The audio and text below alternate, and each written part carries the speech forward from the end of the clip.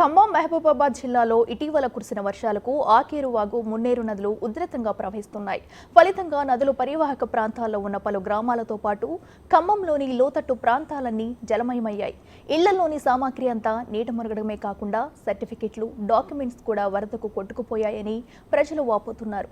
దీనిపై స్పందించిన ప్రభుత్వం జిల్లా అధికార యంత్రాంగాన్ని సిద్ధం చేసింది. సర్టిఫికెట్లు కోల్పోయిన బాధితుల కోసం ప్రత్యేక కౌంటర్లు ఏర్పాటు చేసింది. దీనిపై మరింత సమాచారం మా ప్రతినిధి భాస్కర్ అందిస్తారు.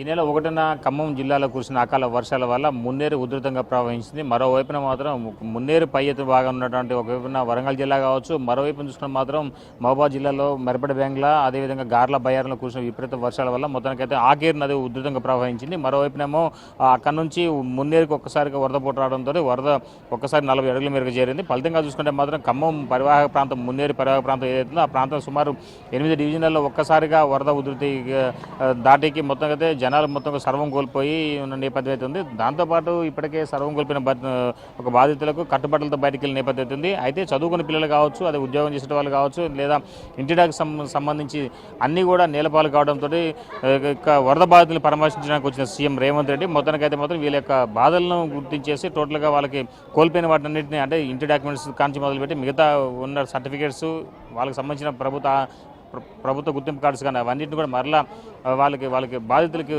మంజూరు చేసే విధంగా ఒక ప్రత్యేక కౌంటర్లు ఏర్పాటు చేస్తామని చెప్పిన హామీ ఇవ్వడం జరిగింది. దానిలో భాగంగానే ఖమ్మంలో మొత్తానికైతే మాత్రం 8 సెంటర్లలో మొత్తానికైతే మాత్రం ఇక ఏది మున్నేరు వరద బాధితులు సర్టిఫికేట్స్ కోల్పోయిన వారి కోసం నుండి ప్రత్యేకంగా దరఖాస్తు స్వీకరణ కేంద్రం ఏర్పాటు చేశారు. మొత్తానికైతే దీనికి సంబంధించి ఇప్పటికీ కూడా ఎన్ని వస్తున్నాయి, ఎన్ని అనే దానిపై కూడా వాస్తవంగా వీళ్ళందరూ కూడా అంటే ఏ డివిజన్కు ఒక్కొక్క ఏరియాలు చూసుకోవచ్చు.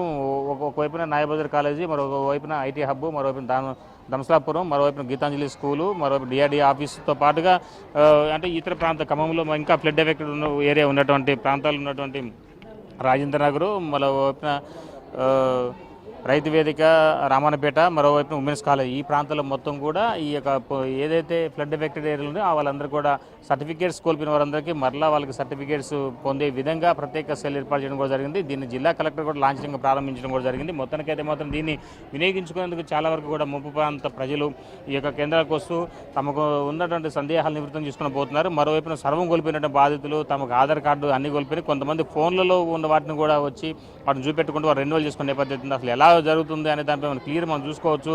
ఇప్పుడు ఉన్న బాధితులు మొత్తం కూడా వీళ్ళకున్నటువంటి కోల్పోయినటువంటి వాళ్ళు మొత్తం కూడా రెన్యువల్ చేసుకునే విధంగా అధికారుల దగ్గరకు వచ్చేసి మొత్తానికైతే ఈ యొక్క దరఖాస్తులు ఇస్తున్న నేపథ్యం ఉంది. మొత్తానికైతే చాలా వరకు కూడా వినియోగించుకుంటున్నారు. వివిధ ప్రాంతాల నుంచి, ఈ డివిజన్ల నుంచి వచ్చిన వాళ్ళందరూ కూడా ఇక్కడ ఎన్ని డివిజన్లు పెట్టారు బ్రదర్? ఇక్కడ మొత్తం కలిపి ఇక్కడ ఎన్ని?